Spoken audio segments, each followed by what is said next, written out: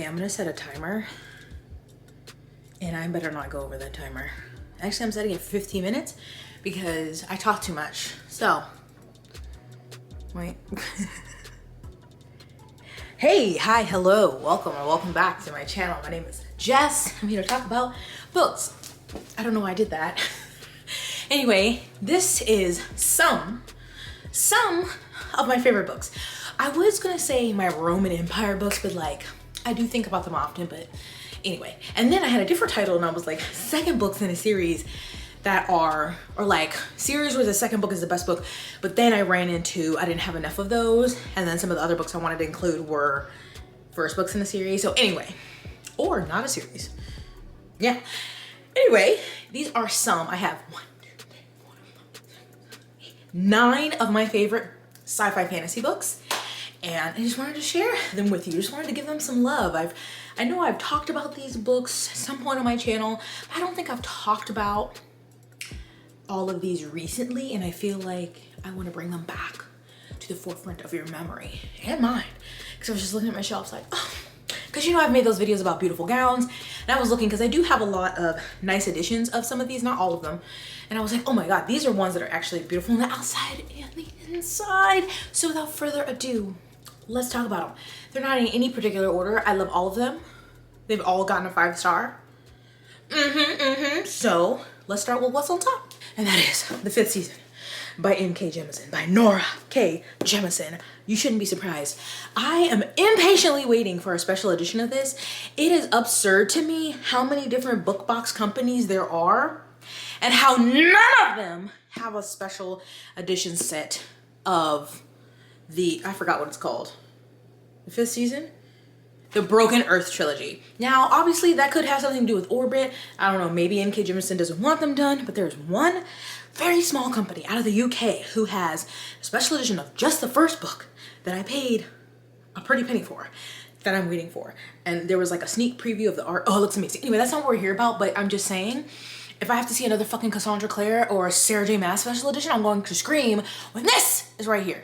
Anyway, The Fifth Season is the first in the Broken Earth trilogy, and it is my favorite in the trilogy, even though I think the series is amazing and I definitely need to reread it because I think I'll just discover so much more. The first one is my favorite because nothing will compare to the first time reading this and what I did not know and the twists and turns.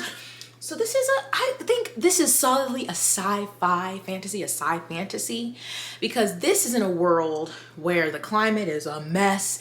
Like there's always these like, there's periods of time, these like major shifts in the earth and the climate, the atmosphere, all this stuff.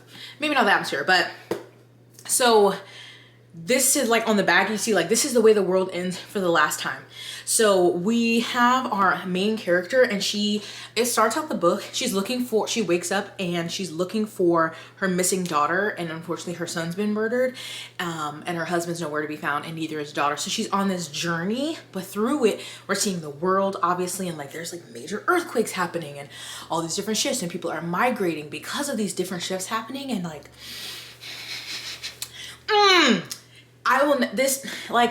I'm going to reread this series one day, but this would also be on the list of books that I wish I could reread for the first time or read for the first time again, because I just remember reading this and being like, I was so intimidated to start this because I had not read many books written in second person before reading this, and reading it, I just was like, oh my God. And then getting to that ending, incredible. N.K. Jemisin has a very distinct, very unique writing style, and I'll be honest that it has not worked for me in all of her books. However, so far, this is my favorite book that I have read of hers, and I love this trilogy. If you haven't read it, just stop being intimidated and do it, okay?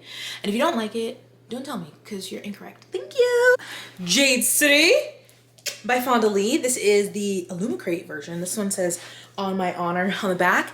This is another trilogy, but this is Japanese inspired fantasy, and this is my favorite of the series. Another one that I need to reread, but I think about Jade City often. This is in a world, like the world, jade is a mineral, jewel. that certain people can possess and like gain power from that. And it kind of just increases like natural power, like being able to fight and like stamina and jump faster, harder, stronger, better, rah, whatever, right? And this series follows basically this ongoing feud between these two clans in this city that we're following, Janloon. And so the clan that we're following, the No Peak clan, whose perspectives we're getting,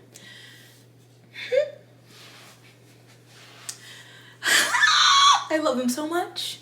Well, Shay, I got beef with some of them, but this one is my favorite. This is my favorite with Hilo and Andid. And even though I still do love the second one, I didn't love the third one as much as people, but I feel like I may have a different perspective once I eventually reread it, but I just love the pacing of this one the most. She really threw some unexpected things in there at different places that I normally would see them put in a story. But I still recommend the whole series, but this one is my favorite. I just love the fighting scenes. Like, I loved the interpersonal dynamics, the family drama, the gang violence. I think that was me shanking someone. I don't know if you could tell. Anyway, Hilo for life. And I think you should read this. Where are we at time? Oh my God, y'all, I'm already down to only 8 minutes left. I talk too much. Oh... This is gonna go over 15 minutes probably. Vicious by V.E. Schwab. If you've been here for a while, then you know this is one of my favorites by V.E. Schwab, that we have a hit or miss. Like I loved this, then I DNF'd the sequel, and then I loved like The Invisible Life of Addie LaRue.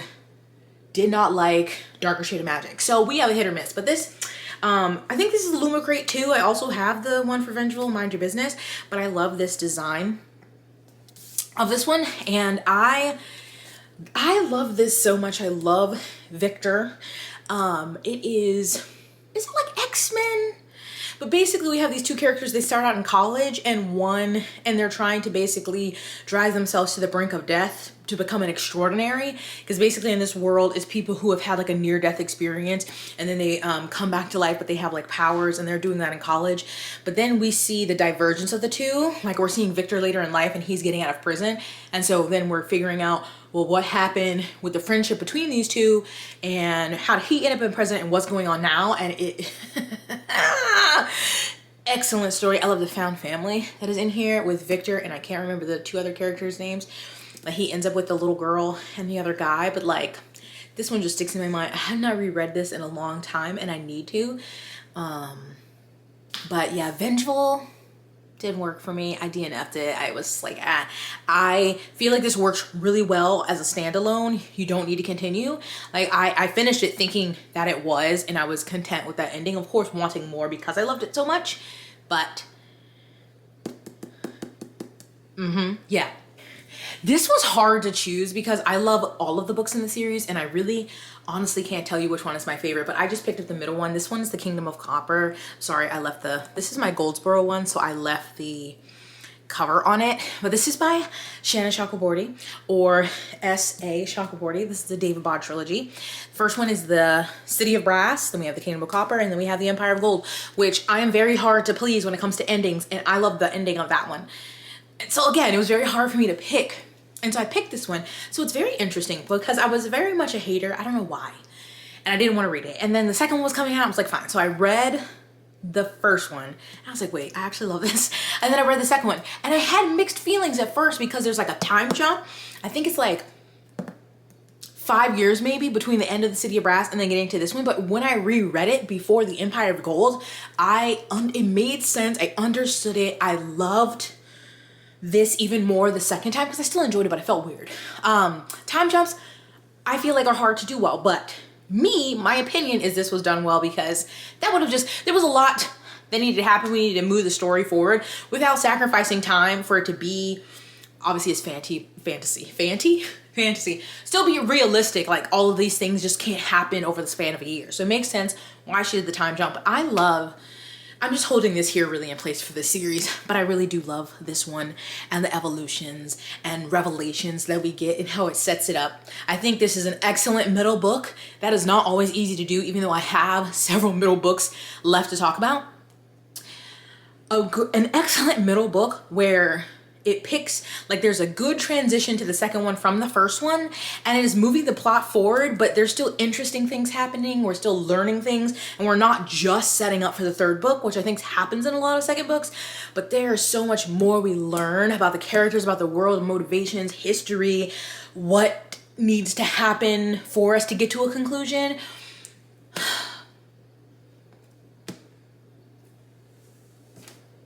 I just love it so much. And this is set in a fantasy world of, like, a fantasy version of, like, outside of Egypt. So it's Middle Eastern, Amena fantasy, Middle Eastern, North African fantasy. Most of our characters are Muslim, and it's just this incredible world. And, like, this is the first time I think I read about jinn, and we're, like, really learning kind of these mythologies. And Nari, she can get on my nerves, but I also love her as a main character. And Ali, there's, like, no one's perfect. Everyone has their flaws, a lot of flaws. Dara, ooh, but they make sense. They're understandable. They're complex. They're like a parfait. They're an onion. There's layers. Oh, sorry.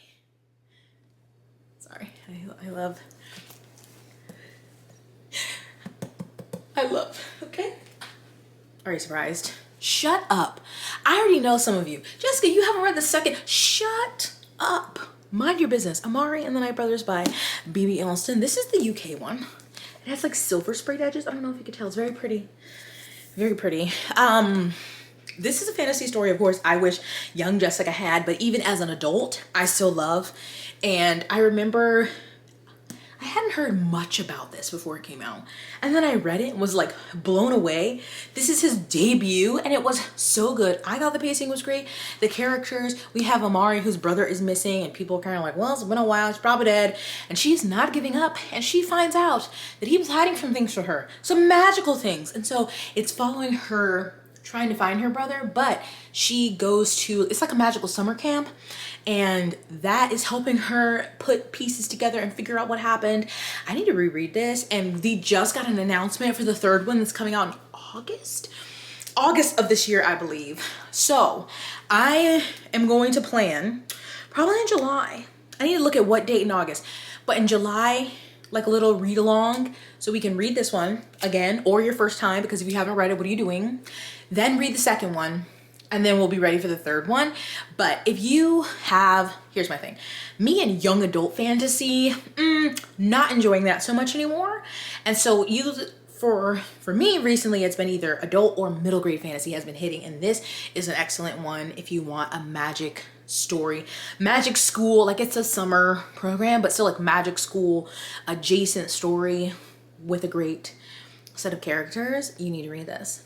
So keep your eyes peeled for later in the summer to do a little read along. Oh my God, 1 minute, yeah. I still have 4 books left. Okay. Then of course, aha, you knew Rebecca would be on this list. Now, y'all know I love Babel, but that is a more recent one. I feel like I've talked about that fairly a lot. My vocabulary. But her first work, again, this is the second book. Although I love the trilogy, I will say again, this one is the third one wasn't my favorite. As a whole though, I still really love one of my favorite series, but this individually was my favorite book of the series. So much happens.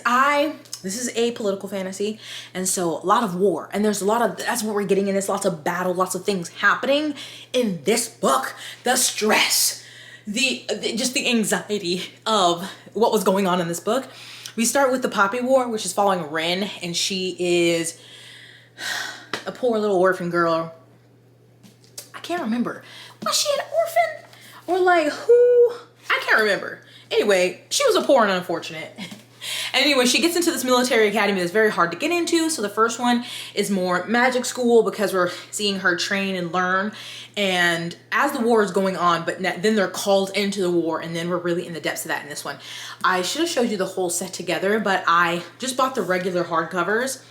But I got someone who I found from another booktuber who has Instagram and Etsy, who will do like sprayed or do designs on your edges. And so I have them for this one, and they come together to make a picture. That was 15 minutes, and really beautiful. And then they're black at the top. But anyway, this, I'm sure you've heard of it. It's not like it's little known series, but I really do still love the Poppy War. And again, it's something I'm going to reread, and I may feel differently about the third book, but the Dragon Republic still remains my favorite out of those, even though I do really love the magic school setup of the first one. But this one was just like, had me by the throat. Another second book, The Girl in the Tower by Catherine Arden. This is after The Bear and the Nightingale. This is the Winter Night trilogy, which I love the entire trilogy. We're sensing a theme here. However, this one was my favorite. The Bear and the Nightingale is a slower setup.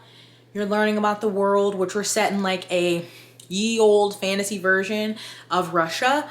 And our main character, her mother died, her father has remarried, and there's some stresses going on. And it's just a really interesting look at like traditional beliefs, because you see like just more like traditional pagan beliefs, I guess, versus the introduction of like Christianity in the story. But then this one from the first page, just this one was, I mean, nonstop amazingness. This is a fairy loot set. But yeah, so I love them all, but this is my favorite just because, again, it does so well in bridging the first and the third book together without like lagging and just feeling like a lot of filler. And I just love the growth we see in our in Vasya, and the adventures, the things that she has to accomplish, how we get from point A to point B. Oh, I remember being like, oh my God, every time. Every page, every end of every chapter, it was like, what is going to happen next? And not in a like, I don't know, not in a CW way. That's funny considering. Anyway, this is excellent. This series is excellent. Some people may not, I don't know. Some people don't like it. That's fine. I love her writing. I love the storytelling. And I just think this is the most action-packed one. And yeah, this is the one I flew through the fastest. I'll segue into this one because I said CW because some people say that some of it feels CW to them, and I'm just gonna disregard that and disagree. Anyway, this is the Sword of Kaigen. So this was self-published, and I have that paperback in the room, but this is a beautiful copy that I got from, I don't remember. I had two. I got one that was for a Kickstarter, and then this was in a book box, and it's so freaking pretty.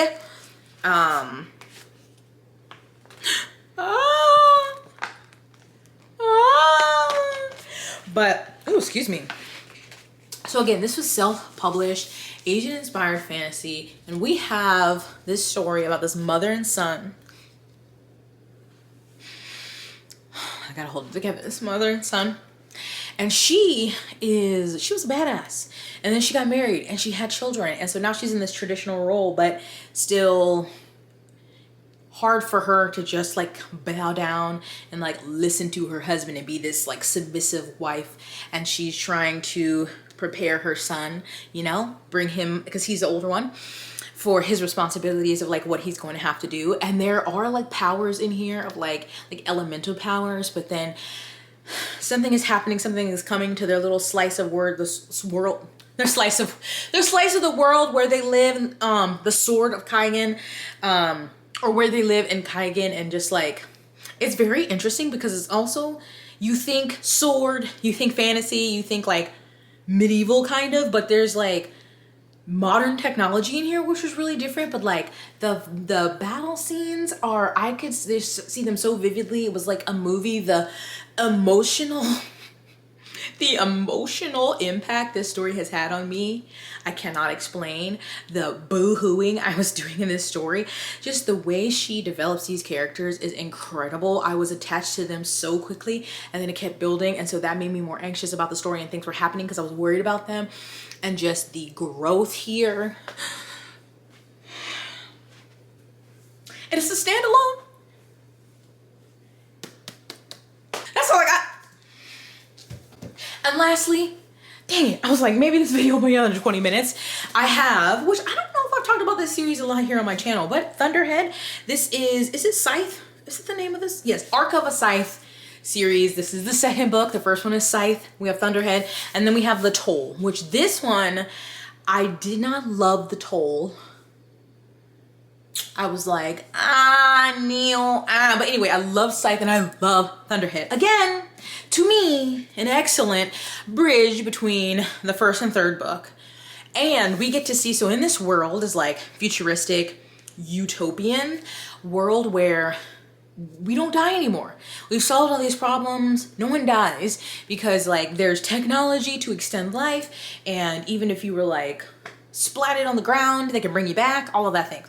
But there's like this cloud, this AI cloud technology thing that's called the Thunderhead. And you really start to, you really get this story, see him. I haven't read this in years and I would love to reread it. You really see them, I say in him, them, it, they, I don't know. In this one, along with the scythes. So in this world, since no one dies, there are people who become these scythes and they basically go around and reap. You know, it's like, well, you're the unlucky person today. We just have to draw whatever. I forgot exactly how they determined who would die, but like they have to control the population, right? Because we can't just keep growing like since no one's dying. But then when this one just goes to a whole nother level, and especially with the recent launch of like the video AI thing, even though this is not that, it's just made me think about this series. And yeah, it's also like the surveillance of a community, of a population. And then you're also thinking about kind of like moral and ethical things with being a scythe, because there's most people who are scythes are very like serious about their job and know what it is to take a life. And then you have some less than stellar people who are in it for the wrong reasons and doing things to get ahead or promote their agenda or what they want to be better. And so I still recommend the series. I think it is considered a young adult sci-fi series, but it's incredible. And this again was my favorite. It has stressed me out in a good way. But I really do like Neil Shusterman's writing, because I also read it. I know I've read one other book by him. It was called Dry, that I really liked. Have I read anything else? Oh, and then he has another series that was before this. And I can't think of what it's called. And I read the first one and I loved it and I need to continue. I can't remember what it's called. But anyway, those were some of my favorites. We're going to be under 25 minutes, so I guess that's a win. Some of my favorite sci-fi fantasy books. And some, because I can't just be like, these are my top 10 books. I can't do that. I can't do that. So maybe next time I will do like my non-SFF. So I'll just throw like mystery, thriller, romance, lit fic, whatever together. I don't know. I really need a dust. That's none of your business though. Anyway, are any of these books your favorite? If they're not your favorite, don't tell me that. Don't tell me that. If you have to tell me one book that's like one of your favorites, I'm not saying just your all-time favorite, but just one of your favorite books of all time, tell me in the comments. Please and thank you. Okay, well, thanks for watching. Stay educated, stay aware, free Palestine, and I will see you in my next one. Oh, also put on some sunscreen. Thank you, bye.